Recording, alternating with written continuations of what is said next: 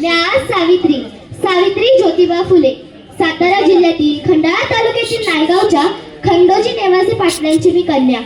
अवघ्या 9व्या वर्षी माझं लग्न ज्योतिबा फुले या माणसाशी झालं आणि हळूहळू मला कळायला लागलं की ज्या माणसाशी माझं लग्न झालं ना तो एक सर्वसाधारण माणूस नाही, तर या जगाला ऊर्जा देणारा एक क्रांती सूर्यच आहे. त्यावेळी बायांना उमरा ओलांडण्याची पद्धत नव्हती.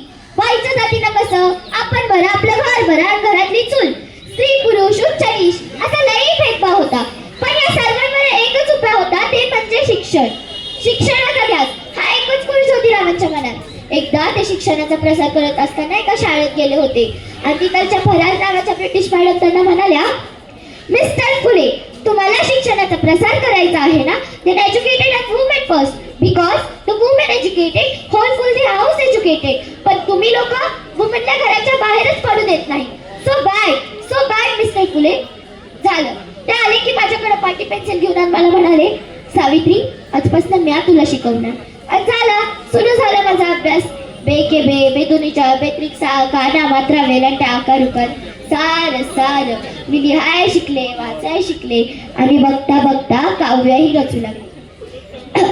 अशातच 1 जानेवारी, होय शनिवार दिनांक 1 जानेवारी 1848 ला पुण्यातील भिडेवाड्यात आम्ही सर्वधर्म मुलींसाठी पहिली शाळा सुरू केली आणि मी त्यातली पहिली शिक्षिका आणि मुख्याध्यापिका सुद्धा. शेळपाटासारखं जगलात ना तर काम तमाम होईल, पण जर वाघासारखं जगलात तर नाम होईल. पण समाजाचं मात्र धर्म बुडाला म्हणून कोळी सुरू होतील. अहो एखाद्या सामान्य माणसाने शिक्षण घेतलं यात कोणाचा धर्म बुडतो?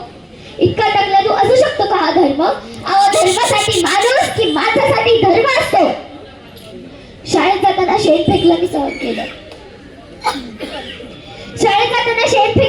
केलं. दगड मारलं तरीही सहन केलं, शिव्या दिल्या थुकलं तरीही सहन केलं. पण आता माझ्या सहनशीलतेचा अंत झाला होता. आणि तेवढ्यातच एक ढटिंगड माझ्या समोर येतो आणि म्हणतो, ए टवळे कुठे निघालीस? आधी आमच्या पोरीबाईंना शिकवणं बंद कर. तुला तुझी अमृत प्यारी आहे की ते शिक्षण? कदाचित त्याला माहित नसावं आम्ही ज्योतिबा पैलवानांच्या पत्नी होतो. झाला असा हात घेतला आणि सटकन त्याच्या कानाखाली वाजवले आणि सुनावलं की आज आलाय थोपडा फुटलाय, पण जर पुन्हा आलास ना तर तुझ्या रक्तानं ही धरती रंगवी.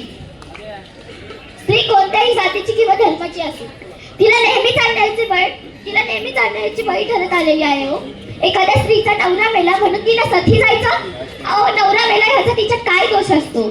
म्हणून आम्ही आवाज उठवला. सरकारांकडे आणि इंग्रजांकडे मागणी सुद्धा केली आणि सरकाराने सती प्रथा बंद केली.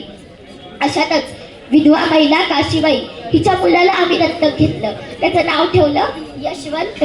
त्याच्या धुरू पावलाने कसं आमचं अंगण भरून जायचो. त्याला वाढवलं, मोठं केलं आणि डॉक्टर सुद्धा बनवलं. आपल्याला हॉस्पिटल उभारायला हवं.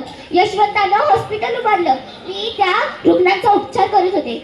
पण प्लेग हा संसर्गजनिक होता. तो मला होणार होता, कधी ना कधी माझ्या यशवंतालाही होणार होता.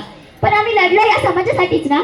आणि याच समाजासाठी जर लढत असताना जर मरण पत्करलं तर हे मरणा तुझं स्वागत आहे रे. ओ सावित्रीची मी सावित्रीबाई झाली, सावित्रीबाईची सावित्री माई झाली.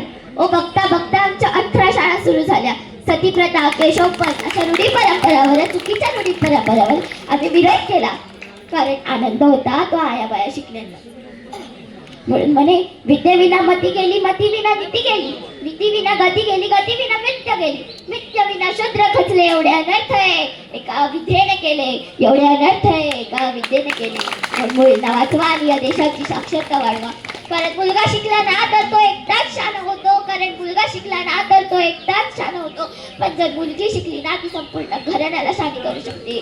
म्हणून मुलींना वाचवा आणि या देशाची साक्षरता. धन्यवाद.